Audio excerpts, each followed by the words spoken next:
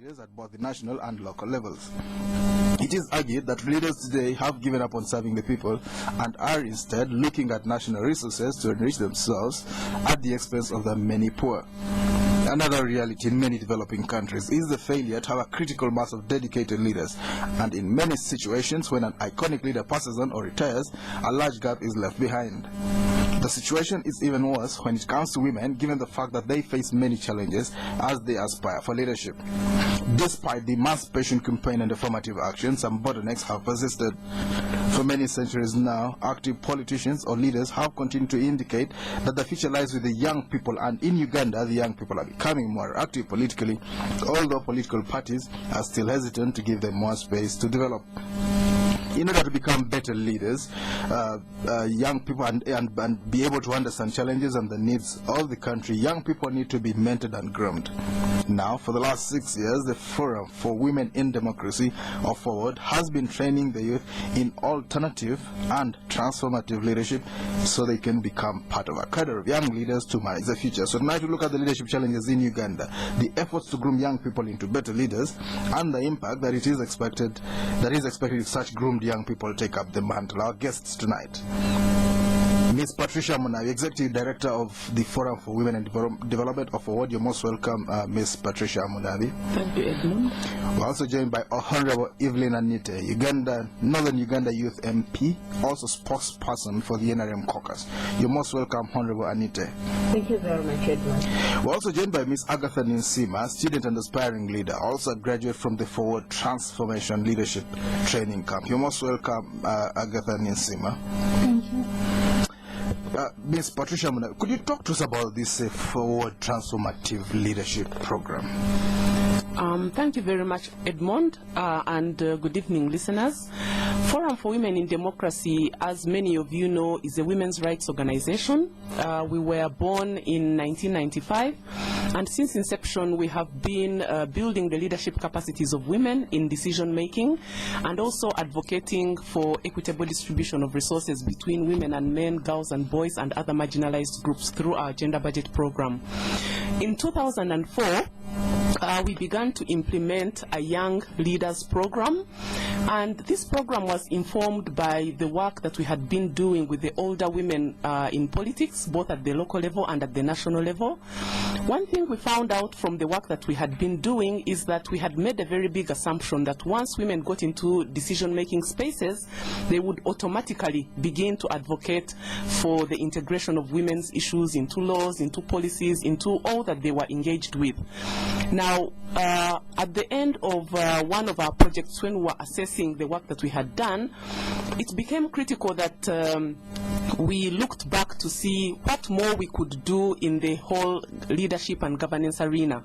So in 2002, we convened an East African Leaders Conference where we brought together organizations in the East African region that were doing work around leadership, and we interrogated the kind of work that we had been doing, and one thing that emerged from that meeting was the need to work with young people. So in 2004, we began to implement our alternative and transformative leadership project, which to date has trained nearly 400 young women and men in alternative and transformative leadership. And what we aim to do in this program is to build young people's leadership that has a vision and is committed to social justice and social transformation. We also endeavor to ensure in the training that young people are brought on board to begin to subscribe to values of social justice and gender equality. And we also enable people to look at leadership, interrogate its strengths and weaknesses, see what the transformational points are along the way, with a view to them internalizing some of them. And we encourage them, once they join leadership, not only in politics but across the board, they can begin to espouse some of the things that we train them in the camp. So that is what we have been doing since 2004 to date in terms of bringing younger people on board in the leadership and governance arena. Young men and women, you are FOWODE Forum for the Women. What have you got to do with men? We realize in our work that it is inevitable that we work with men. because in working with the women, we have realized that our country is still highly patriarchal, both at the national and at the local level, and we still need to deal with the negative perceptions, attitudes that the masses have about women's participation. So inevitably we work with men, because in order to ensure that there is gender equality at the end of the day, we need to bring men on board as change agents, and for them to realize that women and men are equal, and at the end of the day, both sexes need to participate in governance. All right, we'll get a little bit more detail from you later on that, and the details of what you've been doing and what you expect to do. For now, Honorable Anite, does this make sense to you and this whole program? It does. Thank you once again, Edmund, and good evening, listener. I must say that as a beneficiary, really... Are you a beneficiary? Exactly. You've gone through their corridors? Yes. Tell us how it went and then how it contributed to you being in Parliament. It all started when I read an advert put in paper in the New Vision by Madam Patricia from FOWODE, and I picked interest because I was already interested in politics, but I didn't know how to join politics. Given the fact that I didn't have the background of politics, I'm a journalist, and all I had done in my life is go on radio and present, but I didn't know how to enter into politics. So when I read the advert, and the only requirement that was there for me was to apply and write an essay of 600 words, and I thought it was so easy for me to do. I just come out of the university and I was doing voluntary work at the President's office then, and I picked courage and wrote the story. I wrote about youth and unemployment, and they thought that my script was interesting, and 1 week later I got a call from FOWODE asking me to come for an interview, and I went for the interview. It wasn't really hard per se, because I met the qualities that they wanted, and so they called me for the training. It was 2 weeks training, and there's a lot that I learned from it, because there's all to do with confidence building. I wasn't very confident to speak before the public, as much as I'll speak on the radio, but this is behind the scene. I mean, people are not seeing me, so it is something different. So my confidence was boosted, and then tips of how, because I was asked, what is my niche? What do I want to become? All this was asked in the training. By the end of the training, I was able to know that I can actually go for politics, because I wasn't even sure where I wanted to go first of all, but I looked at my age. I got enlightened that there is this slot for youth, and I knew that it was for youth for the whole country, and then youth for my region. I just got this information from the training, and I'm like, okay, let me start preparing myself towards that. We were two in the class who picked interest because we came from the same region. So we started working so hard and making sure that we answered questions. There were different mentors who came in. They were teaching us about personal development. They were teaching us about how you can be a leader with a difference. And really, I must confess that it helped me so much, because by the time I finished the training, I was already decided that I should go for this, and I truly went for it, and I made it to Parliament. Which year was this? It was 2008. And what happened between 2008 and 2011? We would like to see the path between this program and you going to the House. Between 2008, after I did the training, I kept in touch with them, because they would ask me to contribute in their magazine and write to them and all that. And they would keep on involving me in maybe if they're new alumni they want to pass out, they would keep on involving me and asking me to come in and try to talk to the young people. And that kept me busy until the time of campaigns, because I had already known, because Madam Patricia, after sharing with her, it's very hard to get mentors in this country. So getting her, and after expressing myself and saying that I wanted to contest, she gave me books and tips of how I could win election. So I kept in touch with FOWODE. How to win an election by Patricia Munabi. Go on. Yes, I kept in touch with FOWODE, and particularly with Patricia. And she gave me this, and she told me, you must read this booklet. It was a very small booklet, how you can get, because mine is electoral college, and this book was about a constituency, and probably going for a district. So I told her, but look here, mine is electoral college, I'm dealing with the young people. Then she told me how I could apply the knowledge that is there into the college. So I would keep in touch with her and call her, and she would give me tips. And they did not only stop at encouraging me to contest, they even sponsored me, because as a young person who for the campaigns, for these posters, they made posters and the sugar in pockets. No sugar. There's no sugar. Oh, really? Because How did you make it without sugar? I asked her if they had sugar for me. She said no, we don't bribe, we just Only t-shirts and skewers of meat. not t-shirts, because they are non-partisan. So my party is NRM. God. So they could not make t-shirts of NRM. Neither could they give me t-shirts of FOWODE. So what they gave me was the knowledge, and it's the knowledge that I use most of the time. And I would make sure that I write my manifesto and still take it to FOWODE for them to look at and verify what words should I use to these young people to win them and come and support me. So basically it is that. And it made me to become who I am. All right. Well, I'm sure people are going to be making a beaten path to your door, Patricia, from tonight on. You've feeling it so long. 8 years, now the waiting is over. Let's talk to you, Agatha. Talk to us about, you just come out of this program, and talk to us a little bit about yourself and how it happened for you. Okay, thank you. I was this year in August when I saw the advert, or earlier than that, in July, and I put in my application. After that, I went to the FOWODE office, dropped it there, and waited for the phone call, after which I was called and told that I had to come and take an interview at the FOWODE office, which I went and took with several other young women. After some weeks, I was called for the program, which was in Namugongo, from the 14th to the 24th. Earlier on, I had been in leadership at school level, and I was looking for something new in leadership. And so I went in looking for mentorship, because I had taken leadership already, but I needed a new thing. And I thought I could get it from FOWODE, because I had read about it, and I had met the alumni of FOWODE who had told me that actually that would be a good opportunity for me to learn something new that I wanted. And so I went in looking for something new, and when I reached in this program for the 2 weeks, I was mentored by the different people that came to talk to us, and they developed my emotional intelligence, my public speaking. Emotional intelligence, how you relate with people. Yes, how I relate with people, how I can manage my emotions as a young leader. And also, I was able to look at African women in history. That stood out for me, because I had been in a society where so many men had been brought out in history, and very few women had been portrayed as having done a lot in leadership.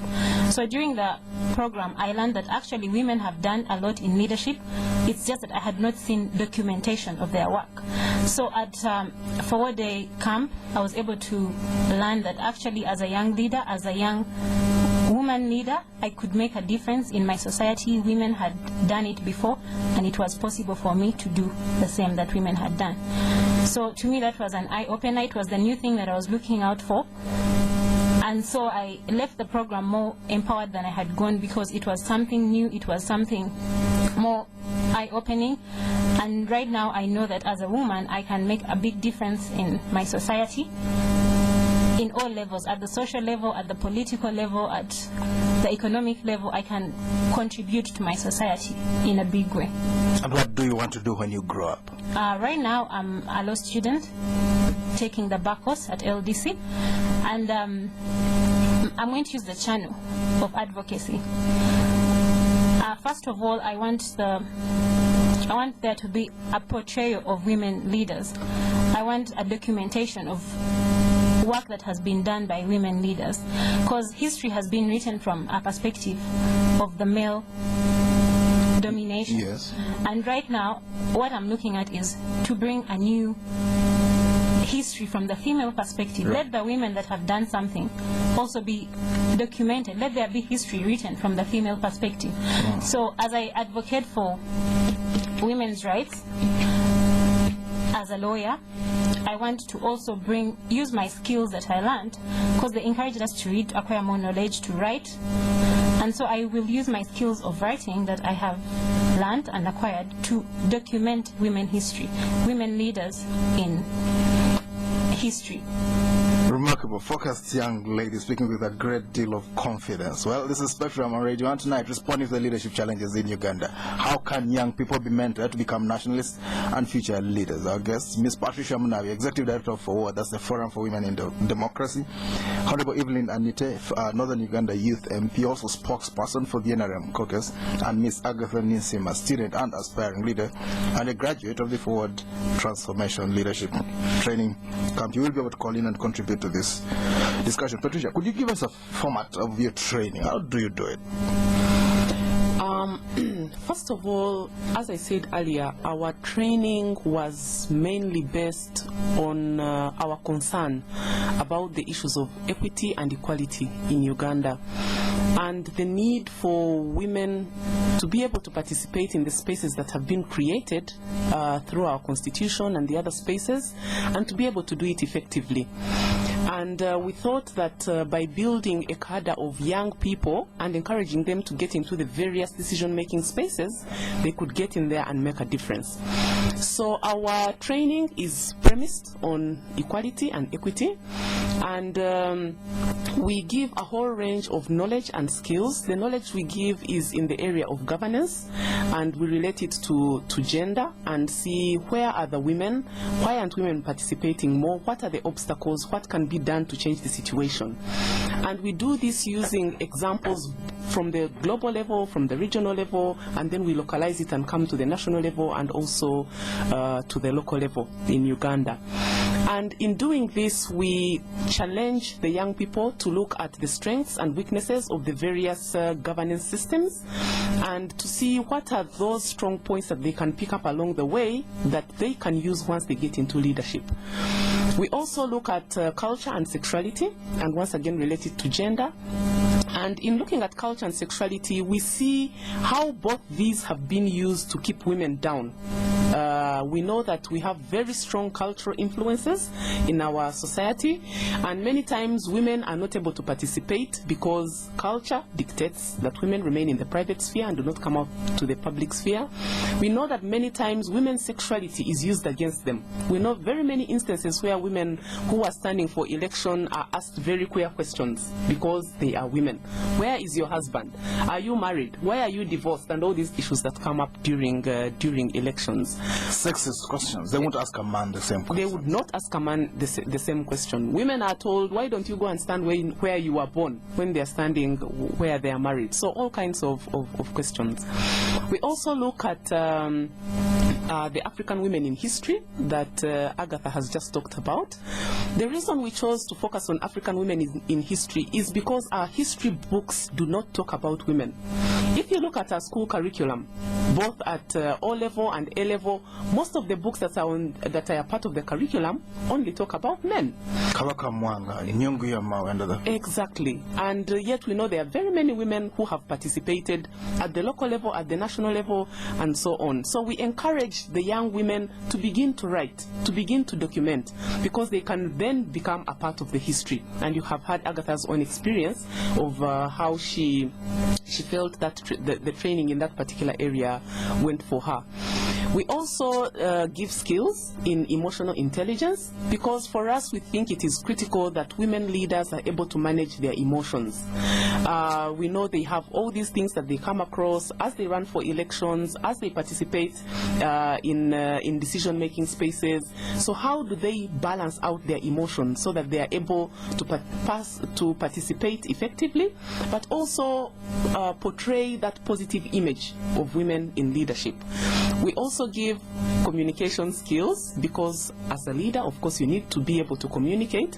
And so we give a whole range of skills and knowledge, all aimed at ensuring that we have this wholesome woman, young woman that can participate effectively in decision making. And how do you do it? You place an advert in the newspaper. Take us through that. First of all, we have a criteria. We are now targeting 21 to 25-year-olds. 21 to 25? Yes, who have just completed their tertiary institution. We don't focus only on universities, so we encourage people who have been to places like Nsamizi and other teacher training colleges to send in their applications. We also try to encourage people who have done both arts and sciences, because we want to work around that myth of it is usually people who are in the arts that are leaders. So we try to encourage that balance. And then we also try to have a representation of young people from all over the country, because one of the issues that we think is critical is the whole issue of unity and diversity. And we try to show these young people that at the end of the day we are all Ugandans, irrespective of the small tiny districts that we now come from. And that's quite a number. Yes, we do. I don't know if you know the number, but maybe you don't, and I won't blame you. Go on. 130. You've been something. Counting. Go on. Yeah, I've been counting. So encouraging them to, think of this one Uganda that we all belong to, and see how we can then deal with the many challenges that we have as young leaders, and work together to see if we can find solutions for these problems that we have. And we have very many. The current one is the big corruption. Right. I mean, corruption, well, that's another thing you need to really... And you get them. How many do you normally take? For every training, we take 30. 30? Per training. Where do you equestrate them? Where do you take them? Where do you sequester them? We have been going to a whole range of places, but we try to look for a secluded place where we can keep these young people together, where we are able together with them to reflect, to interrogate, and we are with them throughout the 2 weeks. They don't go back to their homes. They are within our care, because we also want to utilize the time that we have effectively, so that we are able to pass on as much knowledge and skills, and that they are also able to bond as a group and see what they can do together to push this leadership agenda forward. This is Spectrum on Radio 1. We're going for a break. We'll be back. Do stay tuned.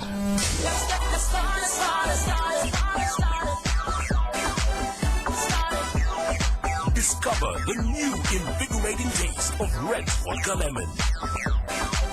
Red Vodka Lemon. Reinvent the night. Not for sale to persons under 18.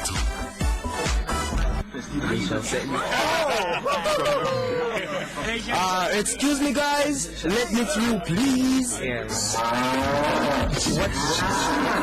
Check this guy. Goodness, dude, what are you doing? Get real. Just move a little. What? A little bit. Man, what are you doing bringing a cow into the sitting room? It's just for when I want milk. Just what? Just please move. Let it come and sit here. What's wrong with this guy?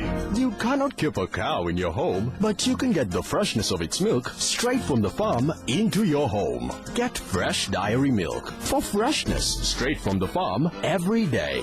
Fresh Diary, so fresh. Spectrum on Radio 1 FM 90. Welcome back on Spectrum tonight, responding to the leadership challenges in Uganda. How can young people be mentored to become nationalists and future leaders? Our guests, Ms. Patricia Munabi, Executive Director of FOWODE, that's the Forum for Women in Democracy. Honorable Evelyn Anite, Northern Uganda Youth Mp, also spokesperson for the NRM caucus, and Ms. Agatha Ninsiima, student and aspiring leader, also a graduate of the FOWODE Transformation Leadership Training Camp. You will be able to call in and contribute to this discussion. Honorable Anite, what else Uganda's public service? If you are a surgeon and you are, what would you remove? Oh my God. In Uganda's public service, what would I remove? I would remove what you want to remove as well. That is corruption. I don't want it there. Some people think it helps us create a middle class. What middle class? People just amassing wealth for themselves, and it's not for the whole country. You can't be one person and you're earning trillions. You can't be one person. What are you doing with 7 cars, 10 cars for you only? One for each day. You know, there's 7 days in a week. No, let's get serious, huh? That is very, very unfair to a generation, to a poor country like us. We're just a developing country. So for me, that's the one thing that I'll remove, because I feel the policies that we have wonderful, we're very bright people, Ugandans. I know that we can really go to the skies if we removed corruption out of this country and started working working like Ugandans and working day and night to make this country look better, but not that we want for God and my stomach. But if we come with that ideology and that mentality of saying that now that I've gotten myself in this position, I should amass wealth for myself, we're going nowhere, because it's going to be you and yourself. And you can imagine they can't even help the next neighbor, the next extended... because theft alone is a selfish act, isn't it? So they're very selfish in the way they behave. They have this high fence, wall fence, and the gate. They have to create prisons for themselves. Exactly. So for me, I really feel so sorry for my country, because I know we're very, very bright people. I know that if we put our feet down and worked together, we can really transform this place. But without removing corruption, if we're going to keep on hiding and covering up people who are corrupt, we're going nowhere. Well, somebody has said that if you want to defeat poverty in this country, the only thing you have to do is create a faculty of ghost studies in each of the university, because ghost workers actually get paid in billions. So if you have ghost graduates, you'll have rich people indeed. Agatha Ninsiima, from a student perspective, how do you perceive corruption? Is that something that you think about, or is it something, in Kampala for those people? Corruption is something I think about, because it's also in schools. As students, we see the corruption. As young people, we see the corruption. Corruption is everywhere in our country, right from families to schools. How is it manifested in families? I think in families, you can see a parent bribing a daughter or a son. For example, a young child is given a sweet. To do what? To keep quiet. About what? If the baby is crying, or if a young girl is crying, the mother will buy something and give. That's a bribe. That's a bribe, because the child will know that every time I want something, I'll cry, and then I'll get the thing I want. Go on. So when you go to school, the elections in schools, the guild elections, you see the people have seen the political leaders doing bribing. They bring it down. They think it's okay, since the old generation is doing it, let's pick a leaf and do the same. So you find the guild candidates are bribing voters. They are buying sweets. They are buying chocolate for the ladies. They're doing so many things to get the vote. So they have seen it being done, and no one is saying it's a bad thing. So they are carrying it on at the student level. Also in our day-to-day life, if you want something to be done, like in school, you pay like the gateman to get in. If you come late, you pay the gateman to get in. That is corruption, and that's the way it keeps on building up. The young generation thinks it's okay, if I want something, I can pay an extra amount and get it faster than anybody else. And you're saying a bribe is a bad thing? It is a bad thing. One religious book says a bribe works wonders. It opens doors. Patricia, talk to us about how you do deal with this thing. Do you talk to these young people as you mentor them about corruption, or do you leave it for other people? Yes, we do, because one of the themes that we talk about in the training, and which actually is one of the foundational courses, modules that we do, is one on leadership in context. And in this leadership in context, we look at various leaders at global, at regional, at national, and at local level. And we look at people like Nelson Mandela, Kwame That man's ruled for only one term. Yes. Spent 27 years in jail, 5 years in office. Yes. Not the other way around. 27 years in jail, 5 years in office. Go on. Yes. Marcus Garvey, Indira the Gandhi, and so we look at those examples. And in looking at those examples, we are trying to see what transformational leadership is about. Transformational leadership. Yes, and not just leadership for change. You're looking at leadership for transformation. Exactly. And we look at, of course, they are human beings, they had weaknesses, but we also look at their strengths and see what are those points that we can pick out that the young people can interrogate, internalize, and work with as they get into leadership. So one of the things that we do is look at the qualities of a good leader. And it is in looking at these qualities that we look at what would a good leader look like? One who is not nepotic, one who is not corrupt, one who thinks about the needs of the community, and a whole range of other things. Self comes last. Exactly, self comes last. Ideally, a leader is supposed to be a servant. That's what we tell the young people. And so, in looking at this, we also look at our own context and see, so do we have any of these leaders in our own country? Yes, we do. There are some out there that actually fall within this criteria that we have of who a good leader is. But then, unfortunately, there are also many others who do not fit within this criteria.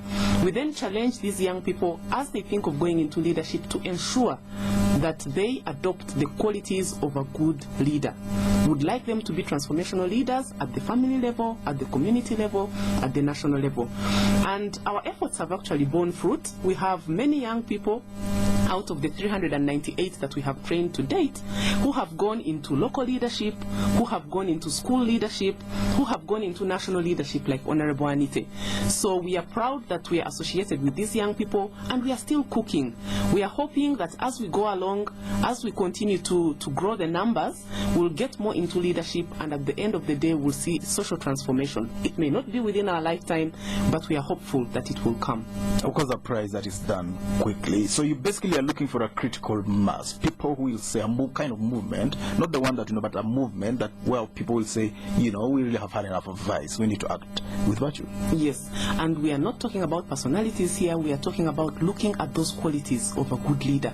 And if you have a leader, be it at the local council, who does not fall within this criteria, who is corrupt, who is, you know, swindling all the money that comes to the local government, at the next election, get them out and get the kind of leader that will do good to the community.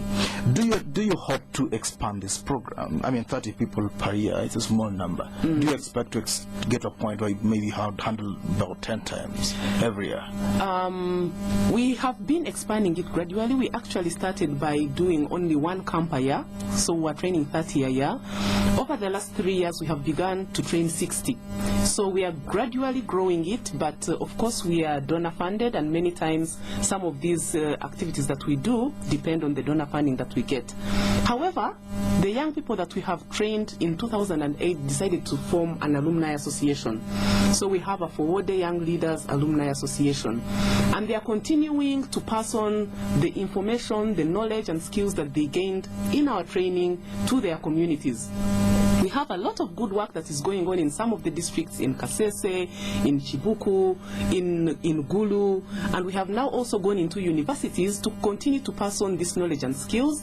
So in spite of the fact that some of these young people that are being reached out to by the association have not gone through our training, the knowledge and skills is spilling over to many others, and we are hopeful that we are going to build this critical mass. Well, somebody could call after listening to this show, for instance, and say, we have so much money. Do you have the capacity to do that, or would it dilute the quality if you had a lot of money all of a sudden to do it for the next 10 years or so? I think we do have the capacity, because the methodology that we use is that we get experts in each of the areas that we train on, and we have a curriculum that guides our training. So I think funds being available would be able to reach out to many, many more. And actually what we are now doing is trying to also look at thematic training. So if we have people that are interested in looking at sexual and gender-based violence, and we bring in our transformational leadership, we'll go for it. If we have, for example, one of our partners that wants to focus on the Karamoja region, and we are going to do a training for the young people in Karamoja. So we are flexible, and we actually have that capacity to be able to reach out to many, many more young people. Honorable Anite, you spoke about corruption earlier. What's the trend? Is it coming down, or do you think, well, 2 years from now, what's the scenario likely to be? Yeah, unfortunately, Edmund, it's getting worse and worse, because it's gone to not only to the universities, it's gone down to the nursery levels. That means that our parents have to learn to do something. You can imagine a nursery kid going to baby class. You know, they try to get leadership even as early as that. I have a niece who came back home and is like, Mommy, I want to be the class prefect. And Mommy's like... In kindergarten? Exactly. Yes. So Mommy's like, okay, that is very good. That means that you've learned these things as early as this. He's like, no, Mommy, but I need to buy for my class sweets. And I'm like, what is this? To demonstrate good leadership abilities. Yes, but of course you have... That's upside down, obviously. Will be done to win. That's upside down, obviously. So, I mean, that is already corruption at that level. So if you're going to teach your child at that time, you know a child's time for learning is from age 4 by the time she starts. Well, I went to school at age 3 myself. Up to age 10. So by the time this child learns and is growing in this corrupt environment and knows that for me to get something, I have to give out something, that is very, very wrong. So that means that you brought up a child who knows that there's nothing I can get in this country or in my life if I don't bribe. So it's very, very unfortunate that we're not getting out of it, but it's getting deeply rooted. And it's becoming a normal thing. Even if we call it, we want to change the name, but people should know that it's very, very bad. We should say that it's theft. We should stop saying corruption? No. Because corruption sounds good English. I mean, It doesn't sound that bad. It's sophisticated and something like that. It's everywhere. Corruption, embezzlement. Corruption, it's not only in Uganda, it's in America, it's everywhere. They'll tell you it's everywhere. So we should say it is theft. And we should use the Bible and know that it's punishable. We should even know that if you steal, because the Bible says out of the 10 Commandments, what I know is thou shalt not steal. So we should say that you are a thief. Actually, anyone who steals, we should start making noise, and everywhere they pass and call them thieves. So you mean these people steal billions? If they were in the village, they would be stealing people's cassava? Absolutely, because if they're poor, they will be stealing people's cassava. The man in suits, we see them on television. They could steal cassava in the gardens at home if they were at that level. The office, be direct, because right now we're looking there. Those ones, and many others, probably even in your office. They will steal the wife's savings to go and drink alcohol. They will steal sugar. It starts with stealing meat from fire. Oh, you mean they could even do that? These fellows in the Prime Minister, they could steal meat when Mama is not looking. You know, it's old habits die hard. I mean, they must have stolen meat from fire. Oh, so when they steal this, they practice it from the an early age, stealing meat and so on, and maybe milk sometimes, milk for a baby. Believe that they started stealing us at a tender age, and it did not die, or it hasn't died, and that is why now that they've gotten access to stealing money, because now you cannot keep on stealing meat. So you have to graduate. You have to graduate. So after Christmas, the New Year's resolution. This time I will not steal meat, I'll steal something else. Yes, that's more why sophisticated. That. So it is more sophisticated, and the more we keep on calling it corruption, the more they will say that it's normal. The more my kids will come out and say that, but this has always been there. We're told it started way back. You know, I saw a man on television, one of these Prime Minister men. He was asked, did you do this alone by a journalist? He said, yes, I did it alone. He was very proud. It is shocking. Agatha, how can we end corruption? Tell us where we start. I think the measure I would propose is very radical. I think shift them one side. Go on. The best way to end corruption is to have summary executions. To have a more general, like brain cleaning. I don't know how to put it, but we need to clean everyone's mind, which cannot be done practically. So we need to have a new generation. Or take them to the churches and mosques. No, because those in church are easily bribed. Yes. The tithes and offerings. Go on again. I think something like FOWODE is doing is a great start. We need to have a new thinking. We need to have a new point of view. Right. So FOWODE coming up and putting up this leadership program for young leaders is a great start. They should expand it. Maybe start an institute of leadership. They should expand it and teach people more about corruption and tell them about transformative leadership. Because if we still talk about corruption and we do not get a new generation of people fighting against corruption, of people who do not take bribes, of people who think corruption is bad, and we keep talking about it, it shall not go away just like that. We need a new generation of people, and since we cannot just kill everybody who's corrupt right now, we change them. Yes, we need to change their mindset. We need to have new people come up and stand for what is right. We need to stand for anti-corruption. Right. And that's what FOWODE is. Let's hear from the listeners. One word, Patricia. Is it possible to prosper without being a thief? Of course it is. Many people have prospered because they are doing the right thing. And I think we have many local examples of people who have fought hard, spent sleepless nights, used their small money to build on and eventually make big money. So it is really possible to survive without being corrupt. Let's hear from you, the listeners. This is Patricia on Radio, and you can call in now. Our number 0414 348 111 0312 26 0390 0312 26 1390. When you call in, please tell us your name and where you're calling from. Spectrum, hello? Yes, sir. I want to thank you for the raise in the studio. Yes. I want to salute the work of Madam Patricia to empower the ladies in our country, Uganda. I want to thank the participants who have been to our program. In studio, you have two ladies, and they're on different sides. Agatha and Anite. Now, they belong to different sides of how they look at things. I think Agatha is an author somewhere, done some work, if I can remember what I've been in the past. Then you said Anite is a spokesperson. NRM MP, yes. Now, we are talking about some very critical evil in society today. The times are so bad for our local people, and we are their leaders. We have been trained as FOWODE to be the mentors tomorrow of others. And we see corruption riding around, and we speak for the regime, for example, and we want to say that we went to school at FOWODE's program. I think that the discussion has shown us one thing. Apologies can be there, but ladies, I thought even in the near future we should have a future leader who is a woman, because women are mothers, and they care. A mother cares more than a father, because a man can father and forget, but a woman, as made by God, carries that 9 months bearing in her. And it has just told you, and she is asking her about kids in the nursery school asking for sweets, more sweets. Now, that is the NRM. Good evening. Spectrum, hello? Hello? Hello? Your name, my friend?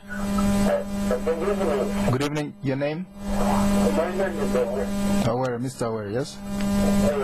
First of all, I want to thank Senator and and the other youth in the studio. I just want to reaffirm because Anite is one of people as the person I remembered, and I want to thank the actual military second movement that made us in this country. And I'm proud of that because Anite tried to throw my hand as one of the leaders, women that how she wanted to do that process. But what I'm saying is, we want to put more young people taking over leadership in this country. And if Senator was correctly doing that, I'm also calling upon all other organizations and leaders to stimulate that corruption can change this country. Corruption can be created and change people's minds, but also it is now for such actually these corrupt people are very few. This will start clearing the people before they see the money. They will get scared and release corruption. Okay. They really can face corruption in life with them. And people can go to this Okay. All right. Spectrum, hello? Yes, good evening. Good evening, your name? My name is Ronald. Ronald, yes? I just want to appreciate the contribution that FOWODE is making to building at least some kind of a new generation that will be sensitive and nationalistic in serving our country. But I also want to find out when, because she also talked about the marginalized. Even even among women, I think, what have you done to bring out those among the women who are marginalized, like those women who have disabilities, because they face the other challenges, again, more challenges that these other women or young people face. How do we bring them on board so that they can speak out their mind and they are able also to articulate their issues at the same footing? All right. Okay, Ronald, thank you. Our final caller, Spectrum, hello. Hello. Hello. Yes, sir, your name? Yes, Mr. Trump, good evening. Yeah, I want to talk Uganda MP. What we have talked about. You're ready, could you switch it off, please? According to the... Okay. Okay. Yes? According to the corruption, I'm a teacher in Kenya, and we have an incident of where in senior 6 we go to see the examination on Monday, both school fees from his fellow students, is facing that he's going to bank them. And like you, he has run away with about 3 million school money. But there were some younger teachers who were saying that money they waste. Was waste. So he has gone away to go 3 million. Now I want to ask the trainers Okay. please to calm down. Okay. Yes? Still at the second level. All right. Okay, thank you very much, Jay, for those. Let's hear from you, Patricia. Would you like to, let's get your responses to these calls. Thank you very much to the callers for your comments. The first caller talked about the probable need to elect a woman, I suspect, for president. Yeah, and this is something that we have been talking about ourselves, and I think in the from another place, from whichever place, and I think this is a conversation that has been going on for quite a number of months. But I think the critical thing that we need to deal with is these negative attitudes that communities still have about women leaders. There's still a perception among people, especially at the local level, about whether a woman can actually be a president. And so we still have a lot more work to do, because at the end of the day, these are the voters. So we need to work with them to enable them appreciate the importance of women's participation and the role that they can play, so that in the event that we are ready to field a woman president, we'll have these masses rallying up behind her. And that could be 2016. Doesn't have to be very far away. Yeah, it could be 2016. Who knows? Yeah. There was another question about what we are doing to bring on board other marginalized groups. Maybe to go back a bit into the history of FOWODE. Actually, the organization during the CA, when it was beginning, 93, 94, worked with what was called special interest groups.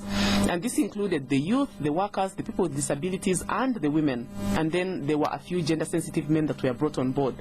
So since inception, women with disabilities have been part of our target. And actually, even men with disabilities, especially at the local level. Bald-headed men? No, bald-headed men do not fall within that category. Oh, God. So we continue to work with them to date. And even in our training with the young women, we try to bring on board some people with disabilities. And a few of them have been able to benefit from our training. Beginning the training at secondary school level, I think, as Honorable Anite said, the vice is really sinking through the different levels. It really pains me, and I think the school administration really needs to do something, especially about these kids who are campaigning. You see kids in primary school with big posters that are colored. I heard recently of a story of a parent who spent 5 million for a primary school election. I mean, this should be unacceptable. And I think we need to begin doing our advocacy even with school administrations, because this is where the young people learn these things, and they take it to be the culture, and once they're out of school, they continue to do these things. Yeah, exactly. And of course, we would like to see many more organizations taking on the role of bringing on board young people, and there are actually many that are doing similar work in different ways. So we need to see how do we continue to put these pieces of the puzzle together, right, so that at the end of the day we are able to have this critical mass. And there's a Sakate by the Ndaba doing something similar. Yes, they do something similar, although I don't know what their concept is. All right. Ours is about women's empowerment and ensuring that women step out of that private sphere sphere and get into the public sphere and are able to participate effectively. Honorable Anite. Yes, please. Well, give us your general comments in a minute. Yeah, first of all, I want to thank Mr. Were. We met in actually it was Radio 1, Chimeza, then, which was banned. We used by to your go. Government, go on. I don't know by who, but okay, Go by on. the other person. So, I mean, he really did his role, and he built my confidence also in the radio talk show, the Chimeza that would go. You know, it was very hostile. The young girls like me would not go there because of the way the men will hack at them, because they would say that, what are you doing, a young girl coming into politics? Right. Like we say. And then to have a woman to be in leadership, it's such a very wonderful thing. First of all, I did not go for the affirmative action of saying that we should have a leader, we should have a woman, a female national. That's why I went and competed with men. I competed actually with 7 men. Oh. And it was And you beat all of them? Yeah, I beat all of them. It was a torture for me because they kept on calling me names. At one point they were calling me a prostitute. The other minute they're telling me you should, we can't send you there because you'll get married in another region, then we'll be at a loss because for us it's a regional relocation. And then I want to make a comment on the caller who is a teacher about the senior 6. Yes. You see, that is the problem we have in Uganda. We start worshipping and adoring thieves. Like it's a culture thing. We have to deal with that. The teacher is saying the child was smart. And they're telling him that he's a wise person. That is very, very wrong. Right. And that does not only happen there. In the country, if you're a thief and you amass this wealth, you're like a Kazinda, then they'll say, that guy is loaded. I want to comment on the mentorship that was spoken about. I think Ugandans have to look at mentorship seriously because it's very good to have a mentor. And the work that FOWODE is doing is to bring in mentors for young women, so as to build better leaders. I do not think we can come up alone and do this work by ourselves. We need somebody to hold our hand and pull us. Somebody who has seen. All right, we'll have to go. Patricia, very good one happened there. I just wanted to end by saying that this corruption thing is a vice that we need to continue to talk about. I think we need to mobilize the citizens all over the country to either get onto the streets or have a sit-down strike, because I think enough is enough. That's the only way to have action? There are many ways we can have action, and everyone can organize in their own small way. The policemen's wives, they did the kind of demonstration there, and power switched on even as they demonstrated. Sometimes we need to be able to do something. Yeah, exactly. That's how things get done in this